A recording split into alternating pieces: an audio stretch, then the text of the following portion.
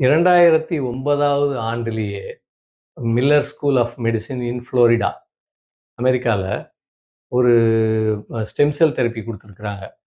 யாருக்குன்னா, heart attack வந்த பேஷண்ட்ஸுக்கு. அந்த ஹார்ட் அட்டாக்னால ஹார்ட்டினுடைய ஃபங்க்ஷன் குறைஞ்சு போச்சு. அதை இம்ப்ரூவ் பண்றதுக்காக ஸ்டெம் செல் தெரப்பி குடுத்துருக்குறாங்க. அவங்க வந்து ஐவிலயும் குடுத்துருக்குறாங்க, கொரோனரிலயும் குடுத்துருக்குறாங்க, ஆர்டரி வழியா. இந்த ஐவில குடுக்கும் பொழுது, இந்த ஐவில குடுத்த ஸ்டெம் செல்ஸ் வந்து முதல்ல லங்குக்கு போயிட்டு தான், பிறகு அதுக்கு அங்கிருந்து தான் ஹார்ட்டுக்கு போகும்.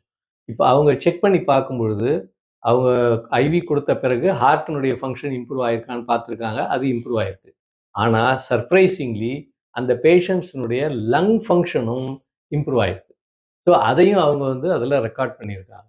அப்போ அவங்க குடுத்தது வந்து ஹார்ட்டினுடைய ஃபங்ஷனை இம்ப்ரூவ் பண்றதுக்காக தான் ஸ்டெம் செல் தெரப்பி குடுத்தாங்க. ஆனால் தி ஃபோர்ஸ்ட் எக்ஸ்பிரேட்டரி வால்யூம் அப்படின்னு சொல்லக்கூடிய லங்கினுடைய பேராமீட்டர்ஸும் அதில் இம்ப்ரூவ்மெண்ட் வந்திருக்கு அப்படிங்கிறத அவங்க பதிவு பண்ணியிருக்காங்க.